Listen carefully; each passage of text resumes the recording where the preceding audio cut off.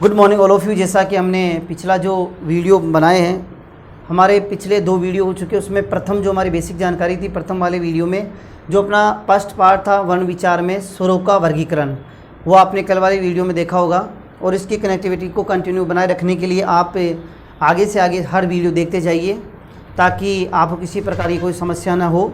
और आज हम जो मतलब प्रस्तुत करने जा रहे हैं व्यंजनों का जो हमारा वर्गीकरण चल रहा था, उसको मैं पहले हो सकता है अपने चैनल पे कोई नए विद्यार्थी हो तो इसलिए इसको वापस कनेक्टिविटी में जोड़ना चाह रहे हैं। तो आप अगर इस चैनल पे नहीं है तो इसको सब्सक्राइब जरूर कर लीजिएगा, शेयर और लाइक ज़रूर करें। तो अब आप देखिए, व्यंजन वर्ग जो थे हमारे प्रतंत्र वर्ण, इनके बारे में हम पढ़ रहे थे। स्थान की विविधता के आधार पर ये एक वर्गीकरण था। यहाँ पर स्थान की विविधता के आधार पर, स्थान की विविधता के आधार पर, ये हमने विविधता के आधार वाला कल पढ़ा था।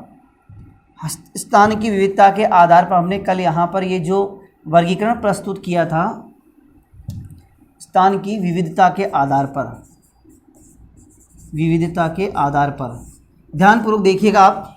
स्थान की विविधता के आधार पर जो आपका ये वर्गीकरण है, ये स्थान की विविधता के आधार पर है।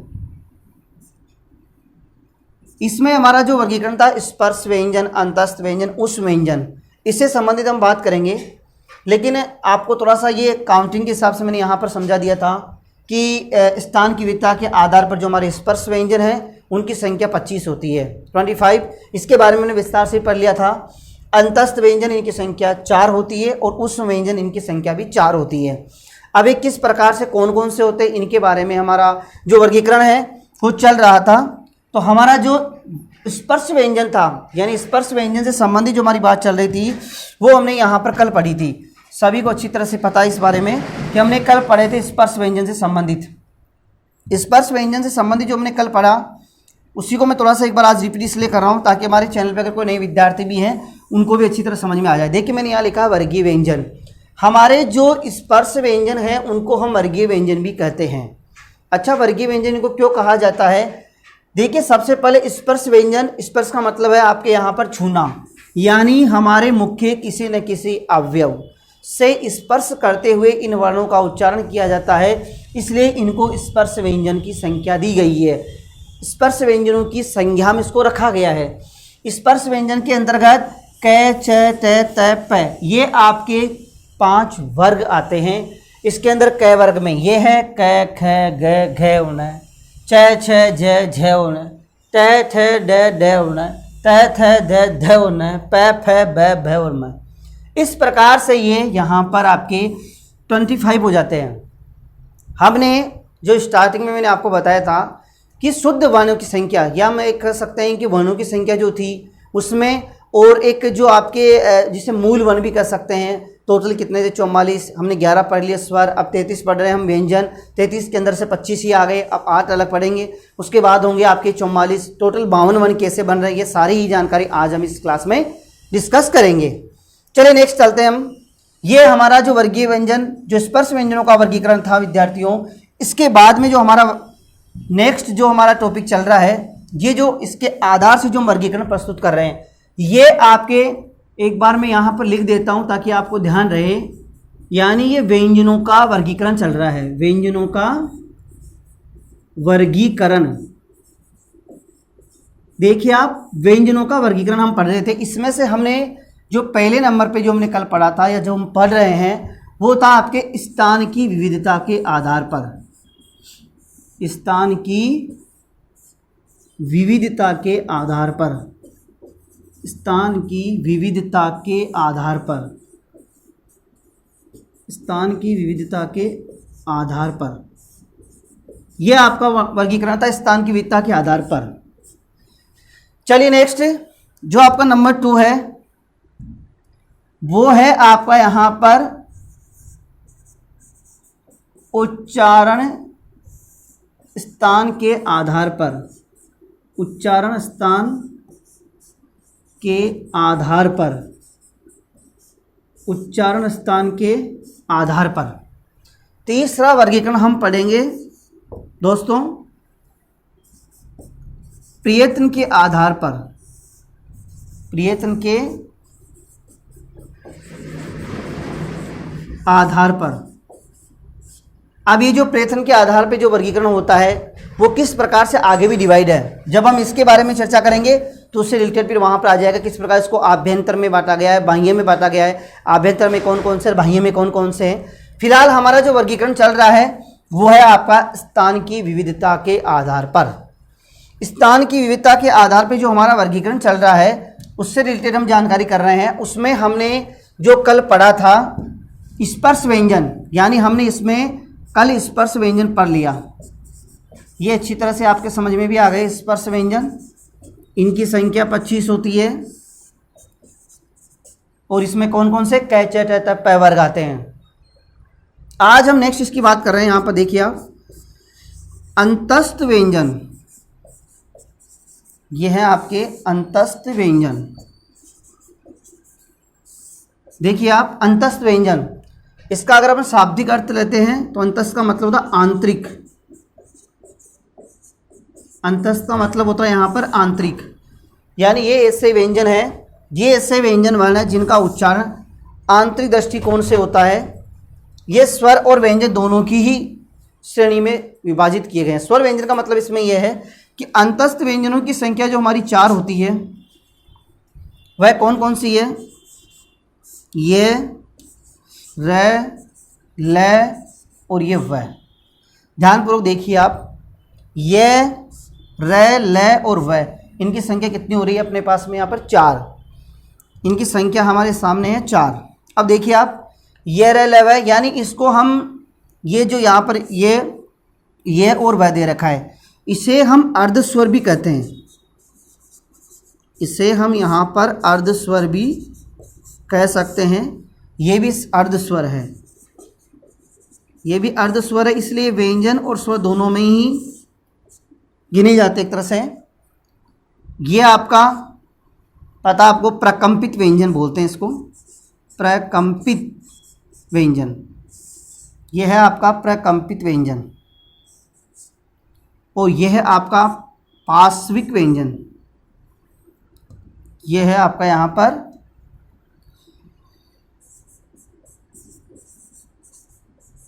पार्श्विक व्यंजन, बगल वाला व्यंजन बोल सकते हैं आप इसको। ये रगड़ खा करके प्रयोग होता है, इसलिए र इस तरह से बोला जाता है। हालांकि इसका जो वर्गीकरण है वो हमारा प्रयत्न के आधार पर, जो हम उच्चारण के आधार पर पढ़ेंगे बाद में, उसमें भी आएगा इसका वर्गीकरण। ये आपके समझने के दृष्टिकोण से मैंने यहाँ पर भी लिख दिए हैं।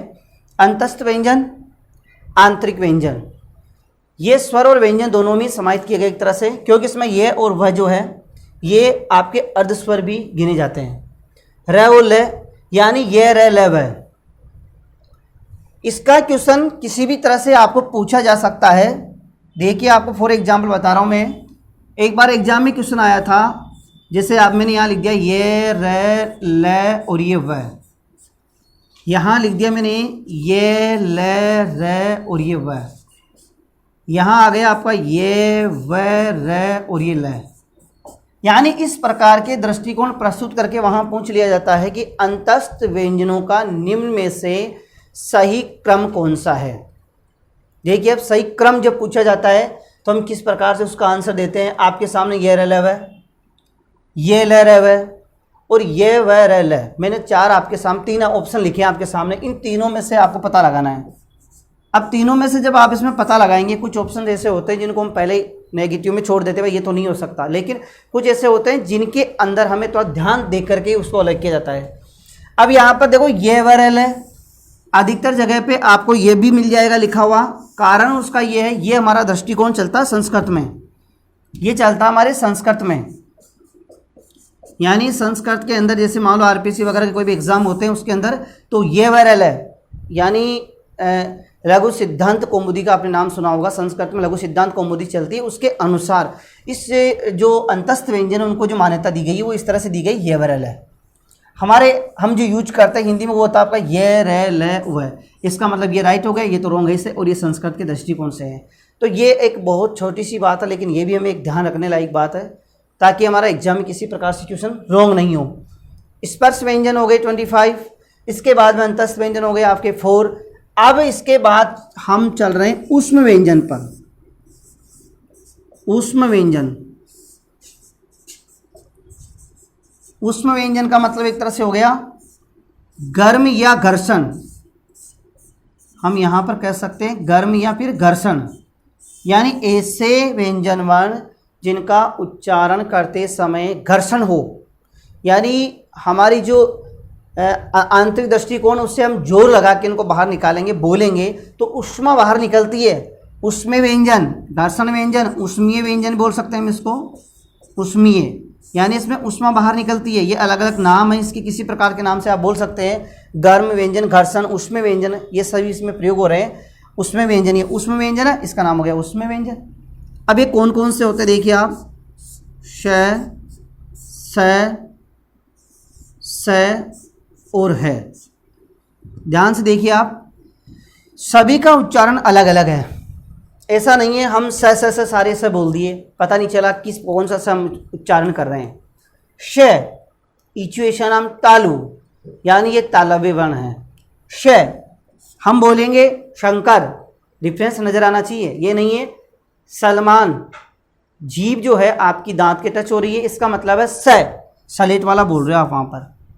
लेकिन आपने बोला शशांक, शंकर, ये आपने ये बोला। एक होता है षटकोण, ऋतु रसना मूर्धा, ये मूर्धन्य वर्ण है, और है तो आपको अच्छी तरह पता है ही, वह विसर्जनम कंठ, ये कंठे वर्ण है। इस प्रकार से हम श, स और है, जो हमारे चार व्यंजन वर्ण है, ये कौन से वर्ण है? ऊष्मीय वर्ण, ऊष्म व्यंजनीय वर्ण। अब आप देखिए, चार ये हो गए, चार आपके अंतस्थ व्यंजन हो गए, और 25 आपके स्पर्श व्यंजन हो गए, ये हो गए 33 तो ये हो गए, और स्वर हो गए थे आपके 11, यानी 44। यानी हमने 44 के बारे में पढ़ लिया, जिसे हम मूल वर्ण भी कह सकते हो आप इनको, ये मूल वर्ण भी हैं, या आप इन्हें कह सकते हैं शुद्ध वर्ण, शुद्ध वर्ण भी इसे आप बोल सकते हैं, मूल वर्ण या फिर ये शुद्ध वर्ण। इसके बारे में हमने जानकारी प्राप्त कर ली है। इसके आगे जो नेक्स्ट है वो क्या है? हमें टोटल वर्ण कितने लाने? हिंदी भाषा में टोटल वर्ण की संख्या 52 होती है, और हमने ये कुल वर्ण जो हैं इनकी संख्या लानी है। अभी तो कुल वर्ण जो 52 है, इनकी संख्या हमारे सामने अभी तक नहीं आई है, क्योंकि अभी तो हमारे मूल वर्ण जिसे हम शुद्ध वर्ण बोलते हैं वो ही आए हैं अभी तक हमारे सामने। अब हमें 52 लाने, 44 हो गए, आप काउंटिंग करते हुए चलिएगा। अब देखते हैं नेक्स्ट, इसी का जो अंदर आगे जो पार्ट होता है वह है आपका संयुक्त व्यंजन। देखिए दोस्तों, आपको पता लग रहा होगा ऐसे ही कि संयुक्त अर्थात दो जुड़े हुए, संयुक्त मतलब आपस में जुड़ा हुआ, दो मिले हुए, यानी ऐसे व्यंजन वर्ण जो दो से मिलकर के बनते हैं। अब इनकी संख्या भी देखो आपके सामने 4 होती है, इनकी संख्या भी आपके सामने 4 होती है। अब ये होते कौन कौन से देखिए आप, क्षेत्र, गे और ये श्रेय। ध्यान से समझना आप इसको कि किस प्रकार से एग्जाम में इसका क्वेश्चन आता है। निम्न में से संयुक्त व्यंजन वर्ण कौन सा है? चारों में से जो दे रखा हो आपको पता लग जाएगा कौन सा है कौन सा नहीं है। निम्न में से कौन सा संयुक्त व्यंजन वर्ण नहीं है? श किसमें मिलकर के बना है? क्षत्रिय जो है हमारा किससे मिलकर के बना है? एक तरह से त्रय, त्रिशूल, ये त्रय किससे मिलकर बना? गे ज्ञान, श्रय श्रमिक, इस तरह से ये किस किस से मिलकर के बने? कितनी बार ऐसा पूछ लिया जाता है कि ये कौन कौन से वर्णों से मिलकर के बने। देखिए आप, हम जब इसकी बात करते हैं श, ये बनता आपका क, श और ये अ। अगर हम इसकी बात करते हैं त, र और ये अ। अगर आप इसकी बात करते हैं जे, गे, च वर्ण का पंचम अक्षर है ये, और ये अ।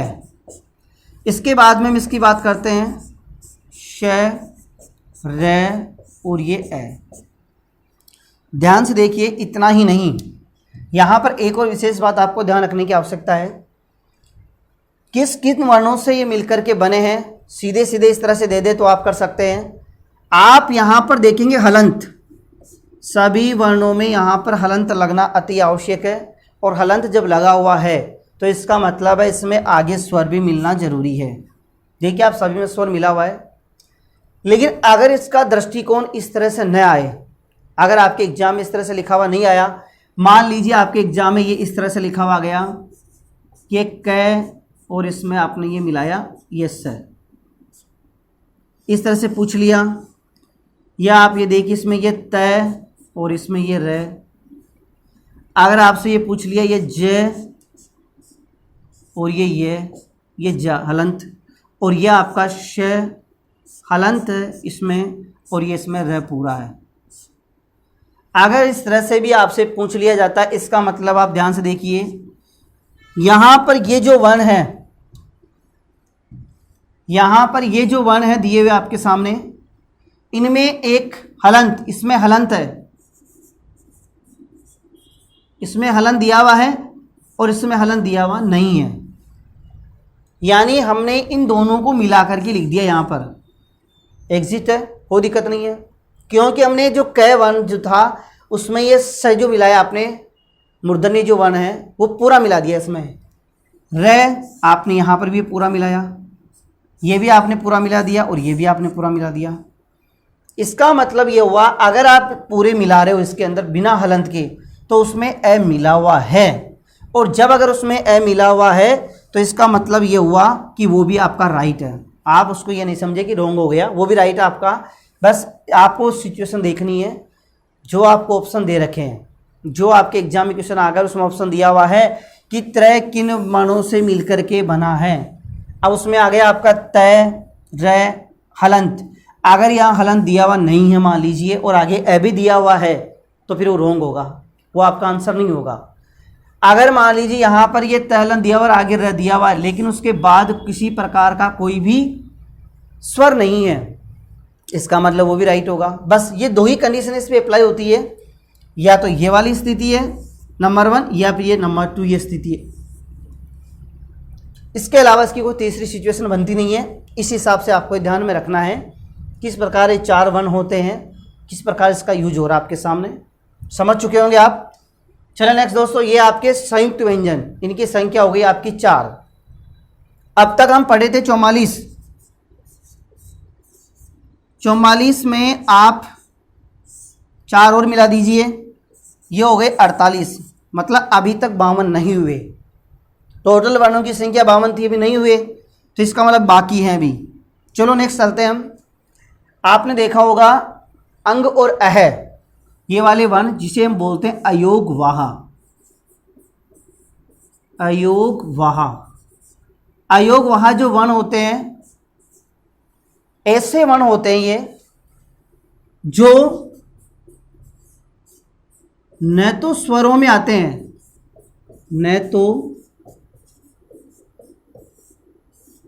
स्वरों में आते हैं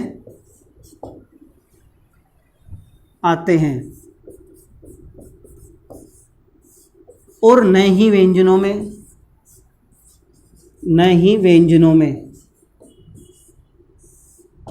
अपितु स्वरों के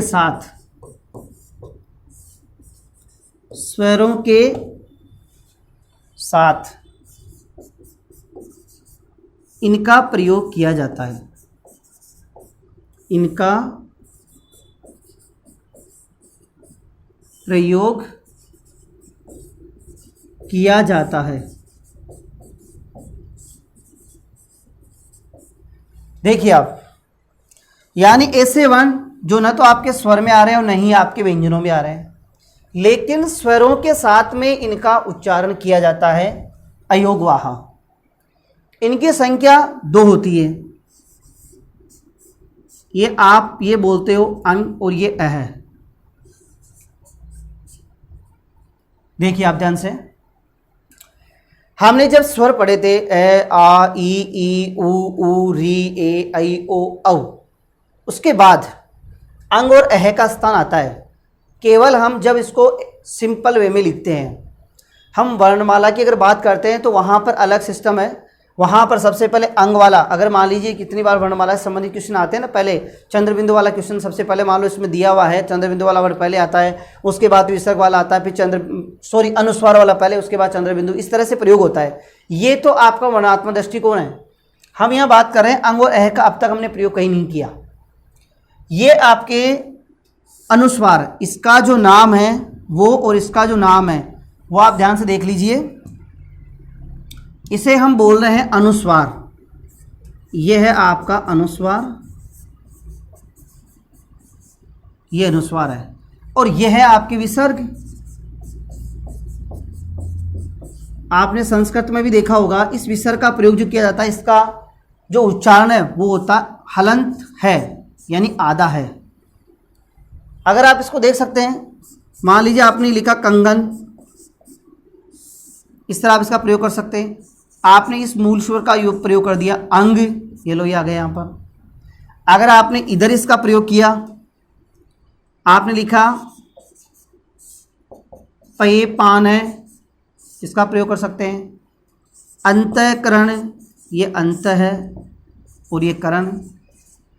इसी तरह से प्रातःकाल, ये प्रातः और ये काल। देखिए अब हम जो अयोगवाह की बात कर रहे हैं, ये अयोगवाह ऐसे वर्ण होते हैं जो न तो स्वरों में इनकी काउंटिंग आती है और न ही व्यंजनों में, अपितु ये स्वरों के साथ में प्रयोग किए जाते हैं। ये प्रयोग किसके साथ हो रही हैं? स्वरों के साथ में प्रयोग किया जा रहा है। जैसे इनकी जो संख्या आपके सामने अंग और अह जो दी हुई है, यह अनुस्वार और यह आपका विसर्ग। अनुस्वार में आप एग्जाम्पल देख लीजिए, कंगन है, अंग है या अह, इसमें आता है आपका विसर्ग। विसर्ग का उच्चारण हम कर रहे हैं है से, हलंत है पूरा नहीं, हलंत है। अब आपके सामने देखिए, आप पहे पान है, थोड़ा सा आपको है का उच्चारण करना पड़ेगा। अंतःकरण, प्रातःकाल, हलंत आप है बोल रहे हैं यहाँ पर। ये है आपके अयोग वहावन। आप समझ चुके होंगे कि 44 हमने पढ़े थे आपके शुद्ध, उसके बाद आपके 4 हो गए, उसके बाद में आपके 2 हो गए। ये संयुक्त है, ये आपके शुद्ध वन हो गए और ये हो गए अयोग वाहा। ये आपके टोटल हो गए 50 हो चुके हैं। हमारी संख्या कितनी आनी चाहिए? हमारी संख्या आनी चाहिए 52। इसका मतलब है 2 और बाकी इसमें भी। चलिए नेक्स्ट चलते हैं। अब वो 2 कौन से बच गए? देखिए आप, 2 बच गए आपके द्विगुण व्यंजन। आप इसे कह सकते हैं द्विस्पृष्ट व्यंजन, द्विस्पृष्ट व्यंजन। आप इसे कह सकते हैं ताड़न जात व्यंजन, ताड़न जात व्यंजन। इस प्रकार से इनका कोई सा भी नाम आप ले सकते हैं। और इस प्रकार का नाम जो लिया जाता है उसका कारण क्या है? अलग अलग इसका रीजन है। अगर आप ध्यान से देखेंगे समझ में आ जाएगा अभी। देखिए द्विगुण, द्विस्पृष्ट और ताड़न जात। ताड़न जात का मतलब होता है फेंके हुए व्यंजन, या हम कह सकते हैं फेंके हुए व्यंजन। अब फेंके हुए व्यंजन का मतलब क्या है? ऐसे व्यंजन वर्ण जिनका उच्चारण जब किया जाता है तो वो एकदम से जीभ के द्वारा फेंक दिए जाते हैं। और ये होते हैं आपके ये ड और ये ड। प्यारे दोस्तों, ये ड और ड हमारे जो हमने व्यंजनों का वर्गीकरण पढ़ा स्पर्श से, ये वहाँ पर नहीं आते हैं। ये ड और ड ये अलग तरह से यूज हो रहे हैं, आपके सामने हैं। इनकी संख्या 2 होती है। कितनी बार एग्जाम में पूछ लिया जाता है द्विगुण व्यंजन कौन से, द्विस्पष्ट कौन से है, ताड़नजात कौन से हैं, तो आपका आंसर होता है ड और ड। इनकी सबसे बड़ी विशेषता है, ध्यान से देखिए आप, मैंने यहाँ लिखा अड़ना और इसके बाद लिख दिया मैंने यहाँ पर पढ़ना। इन व्यंजनों का प्रयोग कभी भी, अगर आप इसमें नोट लिखेंगे तो इसका नोट हमें क्या मिलेगा? इन व्यंजनों का प्रयोग, इनका प्रयोग शब्द के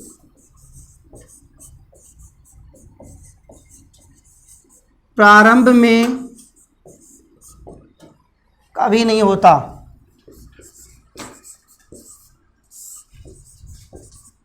कभी नहीं होता। समझ चुके होंगे आप, ये नोट आपका इसमें। इनका प्रयोग शब्द के प्रारंभ में कभी नहीं किया जाता। कारण क्या हो सकता है? कारण यह कि ये आपके द्विगुण व्यंजन हैं। अगर आपने ये यहाँ पर अड़ना लिखा, आप देखिए आप डे में प्रयोग कर रहे हैं, और अगर आपने ये पढ़ना लिखा तो यहाँ पर भी डे के अंदर देख लिया आप, ये बिंदु लगी हुई है। बिंदु का मतलब तात्पर्य यहाँ पर इसमें नुक्ता से है। इसके नीचे ये जो लगा हुआ है, अधिकतर हर चीज़ का नाम होता है अलग अलग तरह से, हर जगह पे नाम दिया हो, लेकिन हम अधिकतर यूज करते हैं यहाँ बिंदु लगानी, बिंदु नहीं होता है। इसका मतलब यहाँ पर ये लगा हुआ नुक्ता, जो नीचे लगता है किसी भी वर्ण के वो नुक्ता होता है, और अगर आप इसको ऊपर लगाते हो तो वो आपका क्या हो जाता है, अनुस्वार। आगे जो दो बिंदु लगाई जाती है जिसको हम कह सकते हैं, आप विसर्ग कहते हो आप उनको। इस प्रकार से इनका प्रयोग होता है। और आपको ध्यान, आधा अक्षर जो होता है वो हलंत में होता है। अब देखिए आप, द्विगुण द्विस्पर्श ताड़नजात फेंके हुए व्यंजन डय डय, संख्या हो गई इनकी 2। हमारी संख्या हो चुकी थी पहले 44, ये आपके शुद्ध वर्ण थे जिसे हम मूल वर्ण भी कह सकते हैं। इसके बाद में आपके 4 आ गए संयुक्त व्यंजन। इसके बाद में आपके 2 आ गए अयोगवाह वर्ण, और इसके बाद में 2 आ गए आपके द्विगुण व्यंजन। अब आप देखिए, देख लीजिए आप सभी अच्छी तरह से दोस्तों, 44 और 4 48, 2 50 और 2 ये 52, यानी ये टोटल हमारे सामने 52 वर्ण आ चुके हैं। इन दोनों वर्णों को हम यहाँ पर भी लिख रहे हैं, आप ध्यान से देखना। और ये हमारे जो प्रयत्न के आधार पर जो हमारा वर्गीकरण आएगा, उस वर्गीकरण में ये उच्चारण के आधार पर इनका प्रयोग वहाँ किया जाता है। मूल रूप से हमने यहाँ पर इसलिए किया ताकि आपको कंटिन्यू में पता लग जाए कि 52 वर्ण कौन से होते हैं। अगर हम यहाँ पर ये 2 वर्ण कंटिन्यू में नहीं पढ़ते तो 50 रहते, फिर 2 हमारे कन्फ्यूजन रहते कि वो कहाँ है। तो ये क्या है, ये आपके प्रयत्न के आधार पर भी आगे आएंगे नेक्स्ट। लेकिन यहाँ बताने का कारण यही है कि कंटिन्यूटी में आपको जुड़ जाएंगे, आपको पता लग जाएगा 52 वर्ण कौन से होते हैं। तो आप अच्छी तरह समझ चुके होंगे विद्यार्थियों, मेरे प्यारे दोस्तों, कि किस प्रकार से हमने जो व्यंजनों का वर्गीकरण किया है वो स्थान की विविधता के आधार पर जो हमने पढ़ा, किस प्रकार स्पर्श व्यंजन है, ऊष्म व्यंजन है, अंतस्थ व्यंजन है, अयोगवाह वर्ण, संयुक्त वर्ण और ये आपके द्विगुण व्यंजन, ये टोटल आपके 52 हो चुके हैं। अब हम इसको एक बार दोबारा रिपीट कर लेते हैं।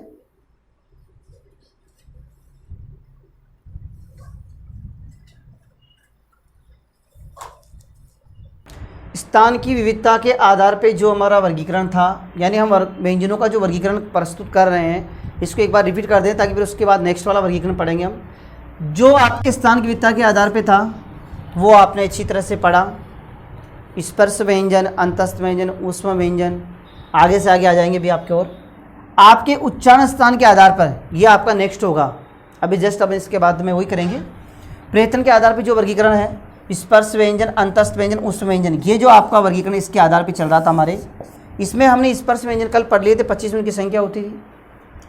अंतस्थ व्यंजन, इसे हम आंतरिक व्यंजन भी कर सकते हैं, यानी ये हमारे आंतरिक व्यंजन भी हो सकते हैं, कोई दिक्कत नहीं है। आंतरिक व्यंजन है ये, इसकी संख्या हमारे 4 होती है। देखिए आप, इनकी संख्या कितनी होती है, इनकी संख्या होती है 4। नेक्स्ट आपके इसमें है कि ये र ल व, ये जो अंतस्थ व्यंजन होते हैं कौन कौन से हैं, ये 4 हैं, ये र ल और व।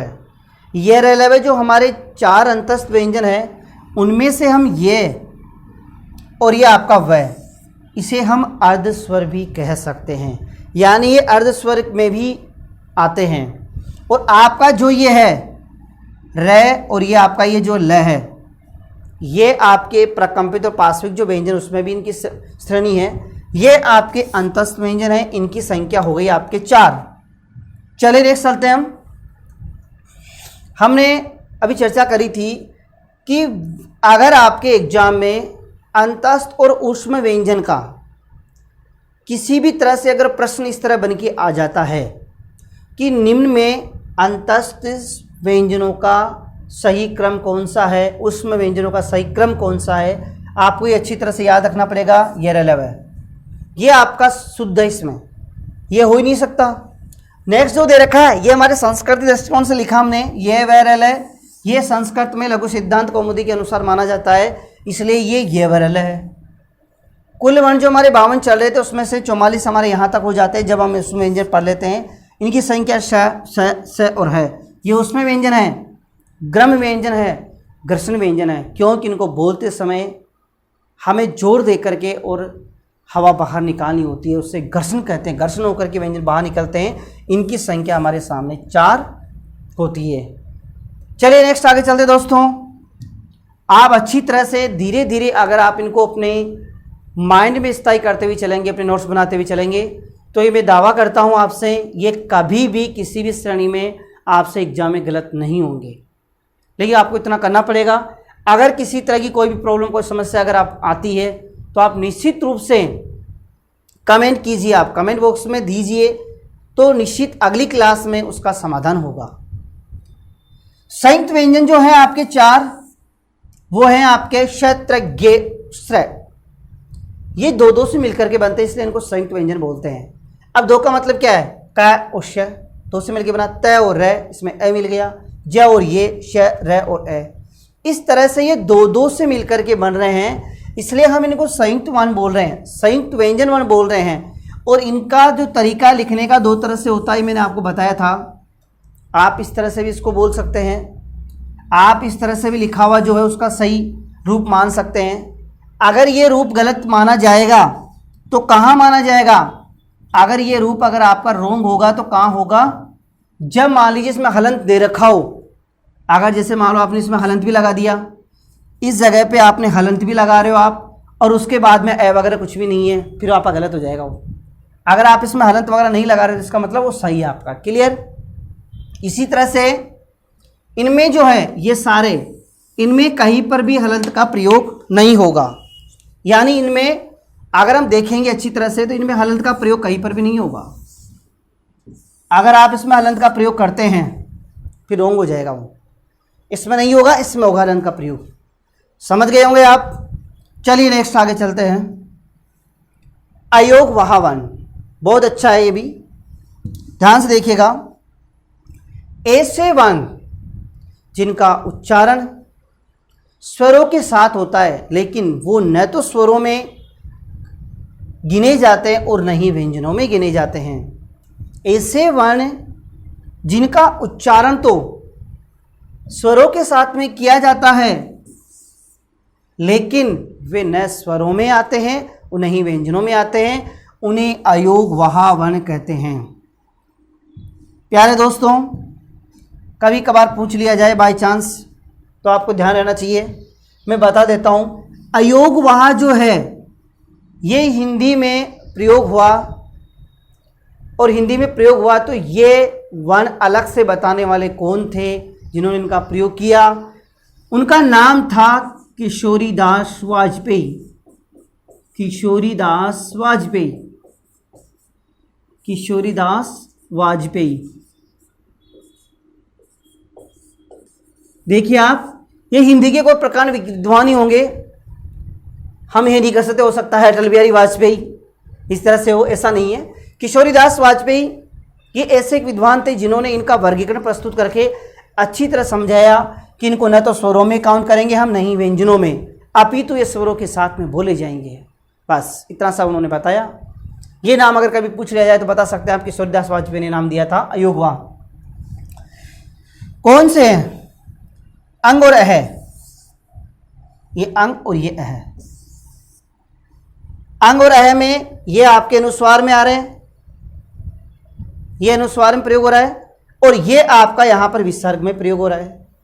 विसर्ग का उच्चारण है से हो रहा है, अनुस्वार के अंदर अंग जो दिया हुआ आपका ये उच्चारण हो रहा है। हमने बोला कंगन, हमने बोला अंग, इधर हमने बोला देखिए आप पये पान, अंतःकरण, प्रातःकाल। इस प्रकार से जब हम इनका उच्चारण करते हैं तो ये हो गए आपके विसर्ग, जिसका उच्चारण होता है हलंत है, यानी हम इसको है बोलेंगे होंगे। समझ चुके होंगे आप। ये संपूर्ण वर्गीकरण जो चल रहा है हमारा किस आधार पर चल रहा है? ये स्थान की विविधता के आधार पर। नेक्स्ट आपका देखिए आप द्विगुण व्यंजन। द्विगुण व्यंजन, इनके नाम मैंने आपके सामने लिखे हैं। द्विस्पृष्ट व्यंजन, ताड़नजात व्यंजन, फेंके हुए व्यंजन, ड और ड बोल के देख सकते हैं आप, ड और ड। जब आपकी जीभ इनको बोलती है तो उलट कर एक तरह से फेंक देती है इनको, इसीलिए इन वर्णों को, इसीलिए इन व्यंजन वर्णों को हम फेंके हुए व्यंजन, ताड़नजात व्यंजन बोलते हैं। और जो सबसे मुख्य बात है प्यारे दोस्तों, वो ये है कि इन वर्णों का जो प्रयोग है वह कभी किसी शब्द के प्रारंभ में नहीं होता, यानी उसके शुरू में इसका प्रयोग नहीं किया जाता है। जैसे देख लीजिए आप, यहाँ लिखा हमने अड़ना, ये डाया अड़ना, यहाँ लिखा आपने पढ़ना, ये पढ़ना में डाया। इस प्रकार से इनका प्रयोग होता है, इस तरह से इनका प्रयोग होता है मध्य भाग में, यानी इनका प्रयोग जो है वो शुरू में नहीं होता है। समझ गए होंगे आप, मैंने इसका नोट भी आपके सामने लिख दिया है। इनका प्रयोग शब्द के प्रारंभ में कभी नहीं किया जाता। प्रारंभ का मतलब क्या है, यानी आप कभी भी इसको ऐसे शुरू नहीं कर सकते कोई भी वर्ड इस तरह से लिख करके, यानी अगर हम इसको लिखते हैं कभी भी तो इस वर्ड को आप ऐसे लिख करके इससे कोई वर्ड आप शुरू नहीं कर सकते। अगर आप कभी लिखते हैं तो ये लिख करके आप इससे कभी कोई वर्ड शुरू नहीं कर सकते, ये तात्पर्य इसके अंदर। अब ये हमारे देख लीजिए आपके सामने 52 हो चुके हैं। 44 आपके शुद्ध वर्ण जिन्हें मूलवी वर्ण कह रहे हैं, 4 आपके संयुक्त, 2 अयोग और 2 आपके द्विगुण व्यंजन। इस प्रकार से ये स्थान की विविधता के आधार पर हमारा वर्गीकरण प्रस्तुत हुआ। मैं आशा करता हूँ कि ये आपको अच्छी तरह समझ में आ गया होगा। आप इसके नोट्स बना लीजिएगा। अब हम नेक्स्ट चलते हैं उच्चारण स्थान के आधार पर, यानी हमारा जो नेक्स्ट होगा वह वर्गीकरण होगा आपका उच्चारण स्थान के आधार पर। उच्चारण स्थान के आधार पर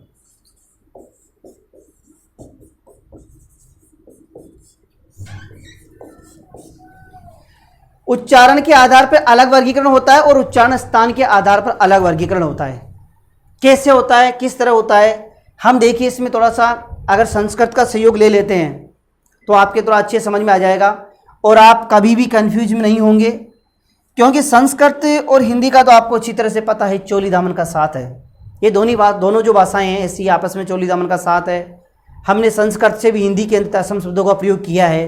अगर हम तत्सम शब्द प्रयोग अगर निकाल दें हिंदी में से तो भी थोड़ा अधूरा हो जाता है, इसलिए इनका चोली दामन का साथ है।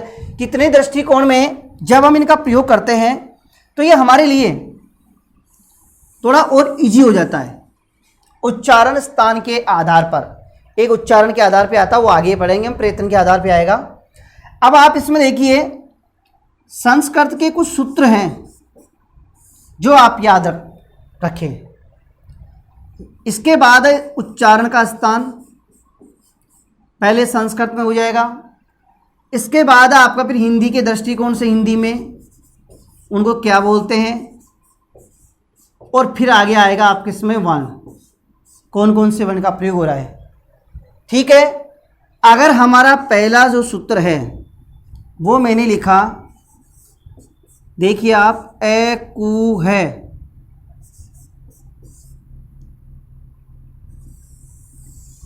आकु है विसर्जनीयानाम, जनियानाम, ये इसी का पाठ है। आकु है विसर्जनीयानाम, हमने यहां पर लिख दिया कंठ है, हिंदी में बोलेंगे इसको कंठे।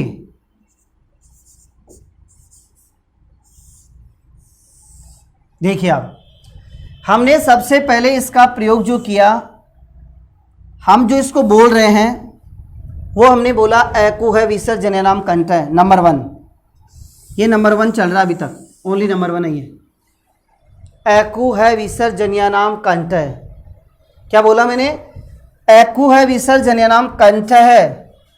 देखिए आप, जब आपने ये कंठ है बोला तो इससे बन गया आपका कंठे वन। क्या बोलेंगे इसको हम, कंठे वन, यानी हिंदी में कंठे बोलते हैं इसको। ये आपके संस्कृत दृष्टिकोण से आपके याद रखने के हिसाब से हैं। अब देखिए आप इसमें से आप इसको अलग करते जाइए, इस सूत्र को आप इसको अलग अलग विस्तार से लिखते हुए चलेंगे तो आपके अच्छी तरह से समझ में आ जाएगा। देखिए आप, हमने देखो एकु है, यानी सबसे पहले ए का मतलब है इसमें ए और आ दोनों ही वर्ण मिले हुए, इसमें ए और आ दोनों वर्ण मिले हुए हैं। एकु है विसर्ग, इसका मतलब इसमें विसर्ग भी है, इसका मतलब है इसमें ये विसर्ग भी है, ये विसर्ग।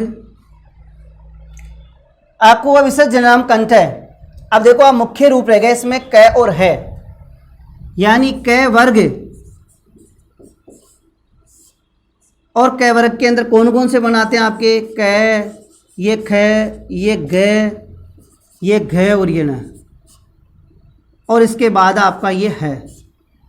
देखिए आप एग्जाम में जो क्वेश्चन पूछा जाता है वो इन्हीं में से इस तरह से पूछा जाता है। आपसे पूछ लिया ए का उच्चारण स्थान कौन सा है, आप करोगे वह कंठे। आपसे पूछ लिया ख का उच्चारण स्थान कहाँ से होता है, आप तुरंत करोगे कंठे। अच्छा, उसको कंफ्यूज में नहीं हो इसलिए आपने इस फॉर्मूले से याद कर लिया, एकु है विसर्जन या नाम कंठ है, इससे आपने इसको याद कर लिया। नेक्स्ट आपका इचुएशनम तालु, इचुएशनम, इचुएशनम तालु जिसे हम बोल देंगे तालव्य वर्ण, जिसे हम बोल देंगे तालव्य वर्ण। अब देखिए आप इचुएशनम तालु में क्या है, ई, इसका मतलब है इसका जोड़ा, ई और ये ई दोनों एक साथ आएंगे इसमें, आप ही ध्यान रखिए यहां पर दोनों एक साथ आते हैं, ई और ई, ये ई और ये ई। नेक्स्ट क्या है, च वर्ग, पूरा च वर्ग आएगा इसमें। च वर्ग में कौन कौन से आते हैं, च, छ, ज, झ और ये न, च, छ, झ और ये न।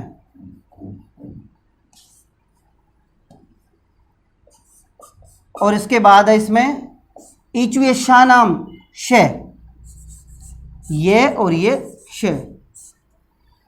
इन सभी का उच्चारण तालु से होता है, इसलिए इनको तालव्य वर्ण कहा जाता है। कौन से वर्ण कहा जाता है इनको, तालव्य वर्ण कहा जाता है। देखिए आपको सूत्र से बताने का कारण यही है, ये और ये अगर आपको याद हो गए, ये उच्चारण स्थान है, यहाँ बोल रहे हैं अपन उच्चारण स्थान। अगर आप यहाँ पर मैं लिख भी देता हूँ ताकि आप कंफ्यूज ना हो, यह है आपका उच्चारण स्थान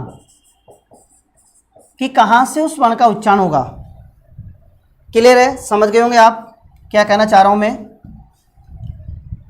सूत्र आपको याद करने पड़ेंगे। अगर आप इस तरह से याद करते हैं ए आ विसर्ग क वर्ग ख ख ग, निश्चित है कहीं ना कहीं गलती होने की संभावना हो जाती है। सारे जो वर्ण है वो कन्फ्यूजन में डाल देते हैं हमें।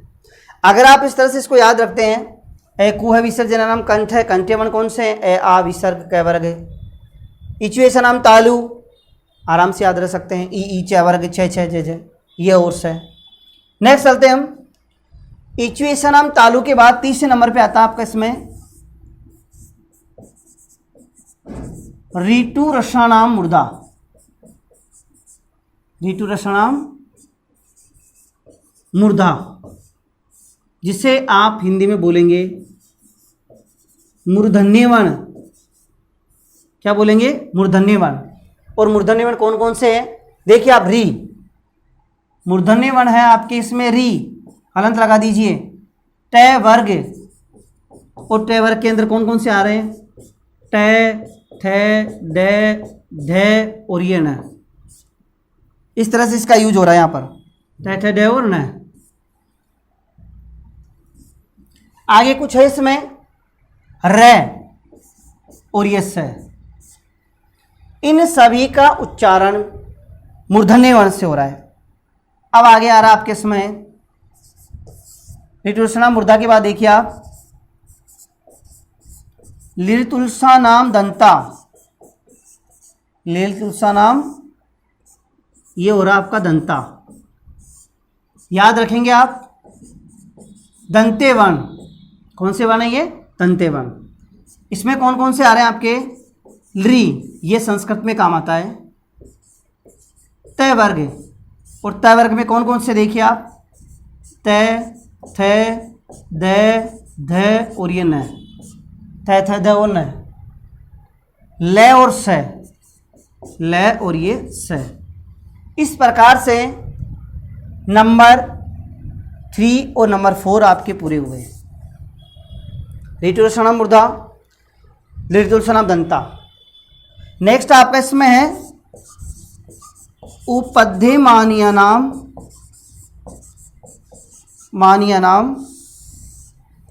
ओष्टो, ये ओष्टो है, ये ओष्टो है। हम इसे कह सकते हैं ओष्टेवन, बिल्कुल ओष्टेवन है ये। अब इसमें कौन कौन से हैं? उ और पै वर्ग। पै वर्ग के अंदर कौन कौन से आते हैं आपको पता है? पै, फै, बै, भै और ये म। इस तरह से इनका प्रयोग हो रहा है। ऋतु सनाम मुर्दा, लिलतु सनाम दंता, उप मध्यम मानिम ओष्ठो, ये उ और उ, ये री और ये तवर्ग, ये री और ये तवर्ग। इस तरह से आप आगे से आगे चलते जाएंगे। इसके बाद आता आपके पंचम वर्ण, यमंगना नाम नासिके, जिसे हम कह सकते हैं पहले नासिका, फिर हो जाएगा ये नासिके वन। ये नासिके वन है। नासिके वन कौन कौन से हैं? देखिए आप, ण, यानी यहां पर ये ण भी आएगा, सॉरी ये ण, फिर ये नाम, ठीक है। अब हम इसको अलग अलग कर रहे हैं। ये आ गया आपके पास। इसके बाद देखिए आप ये मैं, इसके आप बाद देखिए आप ये न, इसके बाद में ये वाला न और ये न। इस प्रकार से ये 5 इसमें आ गए। आप कह सकते हैं सीधी सीधी सिंपल सी बात है, कै चट पै के जो पंचमन आते हैं ये बोल सकते हैं आप इसको न, ये मैं, ये न और ये न। देखिए न, मैं, न और ये न, ये हो गए 5। ये नासिके वर्ण बोलते हैं इन्हें। कौन से वर्ण बोलते हैं इनको हम? नासिके वर्ण। अब आगे देखिए आप इनको ऐसे से अलग कर लीजिए, देख करके आराम से। ये आ गया, ये आ गया, इसमें ये आ गया, ये आ गया। इस तरह आप इसको अलग करते जाइए। नेक्स्ट इसका ए द्वेतो कंठ तालु, ए द्वेतो कंठ तालु, कंठ तालु, इसे हम कहेंगे कंठ तालव्य, कंठ तालव्य वन। देखिए आप ये कंठ तालव्य वन है, ये है आपका ए और ये ऐ। ए द्वेतो कंठ तालव्य, ओ द्वेतो कंठोष्टम, ये तो आपको याद रखने के हिसाब से लिख रहे हैं। ए द्वेतो कंठोष्टम, यानी इसमें कंठ और रोष दोनों आ जाए। इसे हम यहां बोल देंगे कंठोष्टे। कंठोष्टे वन है। ये कौन कौन से हैं? ये ओ और ये औ। और अंत में आ रहा आपका इसमें वैकार से दंतोष्टम, ये है आपका दंतोष्टम। इसे हम कह सकते हैं दंतोष्टे, ये हो जाएगा आपका दंतोष्टे। और इसमें है केवल वै। देखिए आप ध्यान से, अब ए द्वेतो कंठ तालु। देखिए आप कंठ और तालु इसलिए बोलते हैं इनको। देखो ये ए आपका जो मिलकर के बनता है, ये ए और ई से मिलकर के बनता है। सिंपल सी बात आपको अच्छी तरह मैंने पहले बता दिया। ए का उच्चारण कहाँ से होता है? कंठ से। और ई का कहाँ से होता है? तालु से। दोनों को मिलाया तो क्या हुआ? कंठ तालव्य। ऐसे ये ओ द्वेतो कंठोष्टम, कंठ और ओष्ठ कैसे हुआ? ओ किससे मिला करके बनाते हो आप? इस ओ को कैसे मिलाओगे? किससे बनेगा ये बताइए आप। इसमें क्या करोगे? सबसे पहले आप ए प्लस उ तो करोगे, तो ए कहाँ आया? कंठ। ए को है विसर्जनम कंठ, कंठ। उसके बाद में क्या? उ आया। उ कहाँ आया? उप मध्यमानिम ओष्ठ। दोनों को मिलाया तो क्या हो गया? कंठोष्ठ। ये कंठोष्ठ वन है, यानी ये अलग अलग तरह से ये कंठोष्ठ वन आ गया आपका। ये दंतोष्टे आ गया, ओनली दंतोष्टे। देखिए आप ये दंतोष्टे है, यहाँ पर दंतोष्टे, ये दंतोष्टे वन है। दंतोष्टे वन वह ओनली। अगर एग्जाम पूछा जाए कौन सा है? ओनली वह। अब ध्यान से देखिए आप, एक बार मैं रिपीट कर रहा हूं, एक बार अपने दोबारा रिपीट कर रहे हैं, ध्यान से देख लीजिए आप। उच्चारण स्थान के आधार पर ए को है विसर्जन कंठ, इसे हम कंठे वन बोलेंगे। ए आ विसर्ग कै वर्ग में पांचों आ गए और आपका है आ गया इसमें। ईचु ऐसा नाम तालु, जिसे हम तालव्य वन बोलते हैं। ई चैवर्ग के पांचों आ गए, ये और से। इसके बाद नेक्स्ट देखो आप, ऋतु रसनाम मुर्दा, हिंदी में याद रखोगे मूर्धन है, री टैवर्ग टैटन है, और रे और से का उच्चारण स्थान ऐसे होता है। ऋतु रसनाम दंता, ये ली संस्कृत में काम आता है, तैवर्ग तैथन है, और ल और से आपको याद रखना है। उपपद्यमानिम ओष्टो, इसे हम कहते हैं ओष्टेवन, ये उ और पैवर्ग इसमें आता है, इसलिए हम इसे कहते हैं ओष्टेवन। यमंगना नासिका, एद्वेतो कंठ तालु, ये ओद्वेतो कंठोष्टम और वेकार से दंतोष्टम, ये पांचों वन, प्रत्येक जो आपका वर्ग उसके पंचम अक्षर नहीं है। और एद्वेतो कंठ तालु, कंठ तालव्य हो जाएंगे, ओद्वेतो कंठोष्टम हो जाएगा, कंठ और ओष्ठ ए और आई होता है, और वेकार से दंतोष्टम, ओनली वे दंतोष्ठ है। अब इसमें एक बात और आपको ध्यान रखनी है, ये जो पंचम अक्षर है, ये जो पंचम अक्षर है, ये देखिए आप अलग से भी दिया हुआ है, और ये अपने वर्ग के पांचवें अक्षर में भी आता है। जैसे मान लीजिए कु है, विसर्जन नाम कंठ है, क वर्ग आया आपका, ध्यान से देखना दोस्तों, क वर्ग में पंचम अक्षर वहां पर भी आता है। मान लीजिए वो दे दिया, आपसे ऐसा पूछ लिया न का उच्चारण स्थान कहां से होता है, ध्यानपूर्वक देखिए आप। अब वहां पर आपको नासिका भी ऑप्शन दे रखा है और कंठ भी ऑप्शन दे रखा है। ऐसी स्थिति में आप क्या करेंगे, उसको कंठे वन मानेंगे या फिर आप उसको नासिके वन मानेंगे, बताइए। वहां हम इसको नासिके वन मानेंगे प्रथम दृष्टया, यानी प्रथम दृष्टि से, क्योंकि इनका वर्गीकरण अलग से किया गया है। ये नासिके वन है तो वहां नासिके वन मानेंगे। दोनों अगर ऑप्शन आ जाते हैं तो पहला इसका आंसर नासिके ही होगा। अगर मान लीजिए इसमें दो ऑप्शन नहीं आ रहे हैं, केवल कंठ दे रखा है, तो फिर आपका ये हट ही जाएगा, ये आ जाएगा आपका कंठ, और कंठ आते आपको ध्यान अच्छी तरह से आप कंठे वन कर दोगे इसको। तो ये इसमें जो ये विशेष तौर से आपको ध्यान रखने वाली बात है। तो प्यारे विद्यार्थियों, प्यारे दोस्तों, आज हमारा जो ये व्यंजनों का वर्गीकरण था, ये किस आधार पे था, ये स्थान की विविधता के आधार पर। ये हमारा व्यंजनों का पार्ट 1 आज कंप्लीट हुआ है।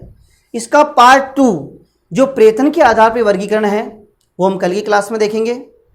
इससे पहले हमने जो शुरू में जो वीडियो बनाया था वह वीडियो था आपका हिंदी की सामान्य जानकारी, भाषा वगैरह से रिलेटेड।